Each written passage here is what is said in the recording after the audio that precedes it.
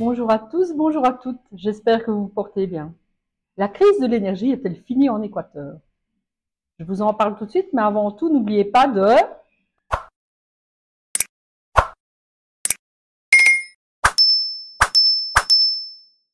Le 10 décembre, le président Noboa a annoncé la suspension des coupures de courant à partir du 20 décembre. Et là est toute la question. Combien de temps ça va durer?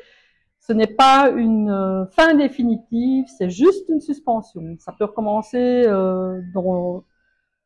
à la fin de l'année. À mon avis, il va laisser l'électricité pour que les gens puissent profiter des fêtes, mais ça ne veut pas dire qu'à partir du mois de janvier, nous n'aurons pas de nouvelles coupures. Petit rappel, depuis le 23 septembre, nous avons des coupures de courant programmées, en général par plusieurs blocs. Ça dépend des régions et des villes. Ici, dans notre coin, on avait en général 3 blocs. Un pendant la nuit, un au matin et un en après-midi. Enfin, plutôt début de soirée.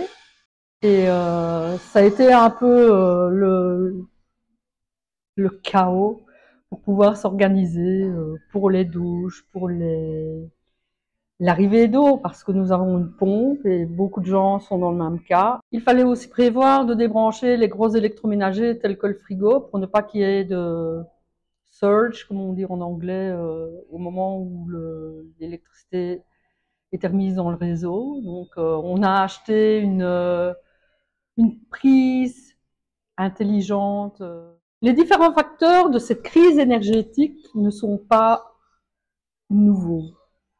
Tout d'abord, au moment de Corée, le pays a misé toute sa production d'énergie sur l'hydroélectrique. Donc on a construit des barrages, certains ont été terminés, d'autres vont bientôt être terminés et d'autres ont été complètement à l'abandon. Le thermoélectrique n'a pas été maintenu correctement, donc les centrales thermoélectriques sont devenues totalement obsolètes. Cette année, c'est la pire sécheresse qu'il y a en Amérique du Sud depuis 60 ans. Donc, les barrages sont à leur plus bas niveau et ne peuvent pas fonctionner normalement, donc ne peuvent pas fournir d'électricité.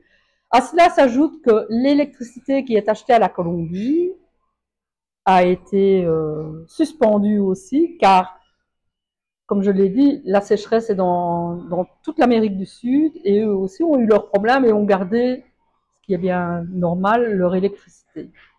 Là maintenant, ils ont commencé à de nouveau fournir de l'électricité ici. Les solutions de ce gouvernement-ci ont été de louer des barges à la Turquie. Il y en a une qui fonctionne depuis quelque temps et apparemment il y en a 2 nouvelles qui vont arriver. Ils ont aussi signé un contrat d'énergie thermoélectrique avec les USA et les moteurs sont arrivés ici en Équateur. Maintenant, de nouveau, ils attendent des paiements pour pouvoir fournir les moteurs à l'Équateur et pouvoir les mettre en service. Un projet de géothermie a été signé avec le Japon, mais bon, ça va aussi prendre du temps pour les études et où le mettre en place. Et puis, ils essayent maintenant de planifier l'énergie solaire avec des panneaux photovoltaïques.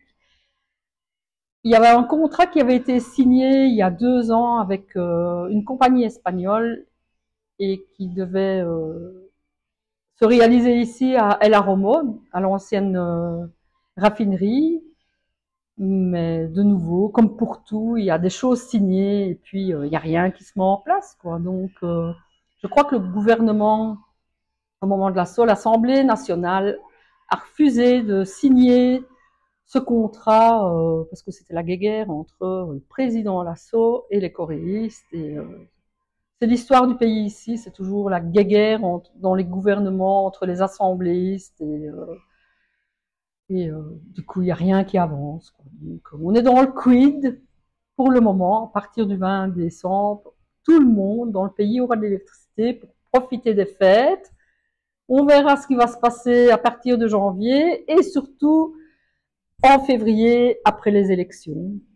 Donc voilà. Nous sommes toujours dans la crise de l'énergie. Elle n'est pas totalement terminée, même s'il y en a qui crient au Alléluia, tout est terminé. Non, il n'y a rien de terminé. On verra.